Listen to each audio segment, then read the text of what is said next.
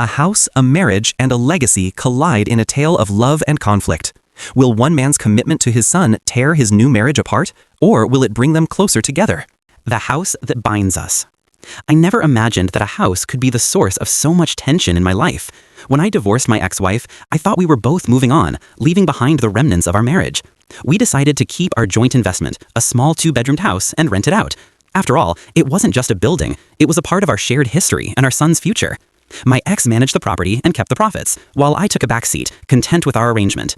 Everything was fine until I met my current wife, who entered the picture last year. She's wonderful, and we share so many dreams together, but there's one dream of hers that I just can't seem to fulfill: selling that house.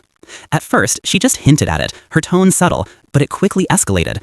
"Why do you still co-own a house with your ex?" she asked one night, her brow furrowed with concern. I sighed, knowing this conversation was inevitable.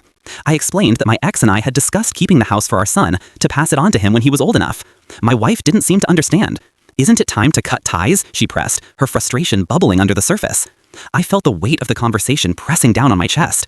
It was exhausting to think of the potential legal battles that could arise if we pursued this path. As I lay awake that night, I couldn't shake the feeling that the house was more than just an asset. It was a symbol of my commitment to my son. I had always envisioned it as a legacy, a place where he could create memories, even if it wasn't grand. But my wife's insistence was starting to chip away at my resolve. What if this house truly was a source of strife in our marriage? I needed to find a way to bridge the gap between my wife's concerns and my own beliefs. As morning dawned, I decided to face my wife head on. I told her that the house was not just mine, it belonged to my son and my ex-wife too. I could see her anger simmering beneath the surface, and I knew that this conversation wasn't over. Part 2. The tipping point. Our relationship had always been built on understanding, but now it felt like we were standing on opposite sides of a chasm. My wife had always known about the house, but her discomfort seemed to grow daily. I remember the day vividly. She confronted me after a tense morning, her voice shaking slightly. "Are you really planning to co-own this house forever with your ex?" she asked, her eyes searching mine for reassurance. I paused, choosing my words carefully. "We've always agreed to keep it for our son. It's not just about the money, it's about providing him with something stable." But I could tell this was not the answer she wanted. She felt a sense of entitlement, and I understood that too. After all, she had her own kids from a previous marriage. The reality was, we were part of a complicated tapestry of blended families, and our financial situations were intertwined in ways that were becoming increasingly complicated. I had to admit, the more she pressed, the more I felt my own frustration rise. I loved my wife dearly, but the idea of selling the house felt like a betrayal to the promises I made when I divorced. I could sense the tension escalating at home. She was cold and distant, and I couldn't shake the feeling that our marriage was at a precipice. Days passed like this, each interaction tinged with unspoken words. I could feel the distance growing, but I didn't know how to bridge it. Each time I suggested we talk about it, she would sigh, her body language closed off.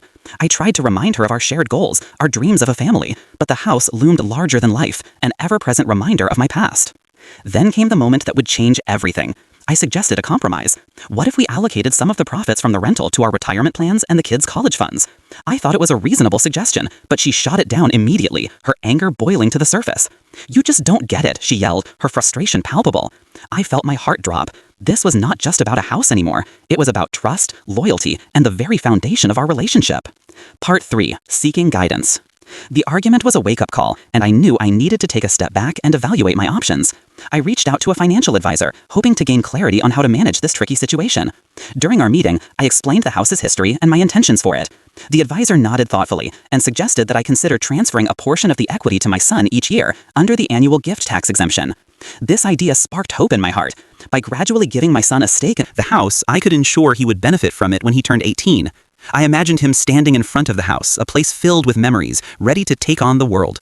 But I knew my wife would likely have a strong reaction to this plan. When I broached the subject with her that evening, I braced myself for the fallout. "I want to gift our son a portion of the equity," I said, trying to sound as calm as possible. Her response was explosive. "You're just going to keep dragging this out, aren't you?" she shouted, her voice laced with frustration. I felt the weight of her disappointment. I thought I was making a responsible decision, but she saw it as me clinging to my past. The conversation spiraled, and I found myself defending my actions. "This isn't just about the house. It's about giving our son something meaningful," I pleaded. But my wife's anger was palpable, and I could see the hurt in her eyes. I knew I had to tread carefully. "Look, I love you, and I want us to build a future together," I said, trying to bridge the gap. "But this house is a part of my son's legacy." Her expression softened momentarily, but the tension remained thick. I hoped we could find common ground, but it felt like the more I tried to explain, the further apart we drifted. Part 4. The breaking point. Days turned into weeks, and the house became a recurring theme in our conversations, each one more fraught than the last. I could see my wife's frustration mounting, and it began to affect other aspects of our relationship. We were no longer the playful couple who could easily laugh off life's challenges. Now we were navigating a minefield. One evening, after another tense discussion, my wife broke down. "Why is it so hard for you to see my perspective? I'm trying to build a life with you, and this house feels like a constant reminder of your past." Her voice trembled with emotion, and I felt my heart ache for her. I understood her feelings, but I couldn't shake the commitment I had made to my son. We both wanted security, and the house was mine to give him. In that moment, I realized we were at a crossroads. I needed to reassure my wife that I was committed to our future. So I suggested we seek couples therapy. I believed we could work through our differences with professional help. My wife hesitated at first, but I could see her considering it. Maybe it could help, she finally admitted. We agreed to start seeing someone together, hoping that a neutral party could help us navigate this complex situation. However, as we began therapy, I found myself still grappling with the house issue. I felt guilty for putting my wife through this turmoil, but I also felt a sense of duty to my son. The sessions were intense, and the therapist encouraged us to share our feelings openly. Yet every time we returned to the topic of the house, it felt like we were circling back to the same arguments without resolution. Part 5. A New Perspective. As we continued our therapy sessions, something shifted within me. I began to understand that my wife's concerns were deeply rooted in her own past experiences. She had faced her fair share of struggles, and the idea of sharing assets with an ex-husband felt threatening to her. I realized that this wasn't just about the house, it was about trust and insecurity. One evening, while reflecting on our sessions, I decided to approach the topic differently. Instead of defending my position, I opened up about my feelings as a father. I shared how important it was for me to provide a legacy for my son, and how the house represented our shared history. My wife listened intently, and for the first time, I could see a flicker of understanding in her eyes. "You're right," she admitted softly. "I know how important this is to you." It felt like a breakthrough. We spent hours talking, sharing our dreams and fears. I could see the walls between us beginning to crumble, but the house still loomed in the background like an unresolved puzzle piece. Then, a few days later, I had an idea. What if we could transform the house into a family asset instead of a point of contention? I suggested that we could use the rental profits to establish college funds for all the kids, including my son, her stepchildren, and any future children we hope to have. I could see her considering it, a spark of interest igniting in her eyes. "It's not just about your son anymore. It's about building a future for all of them," I said, feeling hopeful. She nodded slowly, and I could sense that we were finally moving toward a resolution. Part 6. Finding Common Ground. After proposing to allocate the rental profits toward the kids' college funds, my wife's demeanor shifted. The idea began to resonate with her, and we spent the next few days discussing the logistics. We agreed that this was a way to unite our families and create a shared future, rather than allowing the house to be a wedge between us.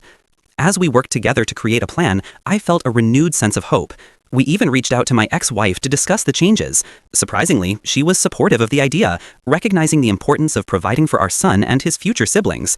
Together, we drafted a new agreement that outlined how we would allocate the profits and the house's future role in our lives.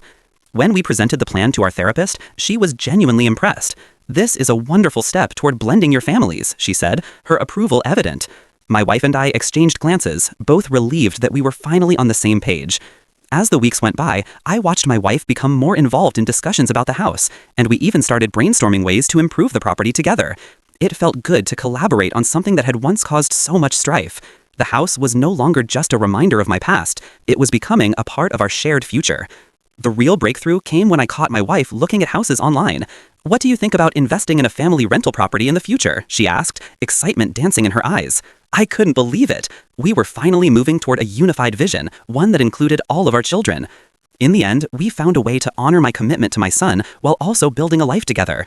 The house became a bridge, not a barrier, and I felt grateful for the journey we had taken together. We had turned a source of conflict into a shared vision, proving that love, communication, and understanding could overcome even the toughest challenges.